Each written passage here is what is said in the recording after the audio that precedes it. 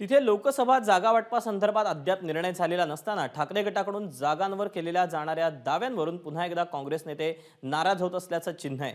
महाविकास आघाडीसाठी लोकसभा निवडणूक सोपी होणार नाही, कुणीही सार्वजनिक वक्तव्य किंवा दावे करू नयेत असा थेट इशाराच काँग्रेस नेते मिलिंद देवरा यांनी शिवसेना ठाकरे गटाला दिला होता। आणि यावर ठाकरे गटाचे खासदार संजय राऊत यांची प्रतिक्रिया आली आहे। पाहूया संजय राऊत काय म्हणतात।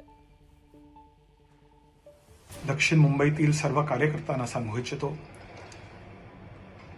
की आघाडीसाठी MBA साठी लोकसभा निवडणूक सोपी होणार नाही।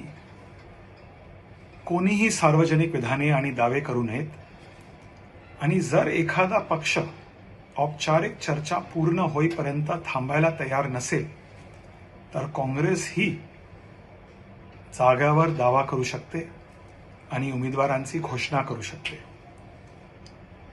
मला आशा आहे की आजचा हा संदेश आपल्या माध्यमातून मुंबई आणि दिल्लीतील महत्त्वाच्या लोकांपर्यंत पोहोचेल।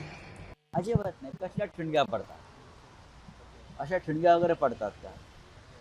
दक्षिण मुंबईची जागा ही शिवसेनेचे खासदार अरविंद सावंत त्या जागेचं प्रतिनिधित्व करत आहे गेल्या 2 टर्मपासून। हे गेले 10 वर्ष ती जागा शिवसेना लढते आणि जिंकते, हे आपल्याला माहीत असेल। पण मिलिंद देवरा पण त्या जागेसाठी मला माहीत नाही काँग्रेसकडून अधिकृतपणे त्या जागेसाठी काही चर्चा झाल्याचं माझ्याकडे माहिती नाही। ABP माझा, उघडा डोळे बघा नीट।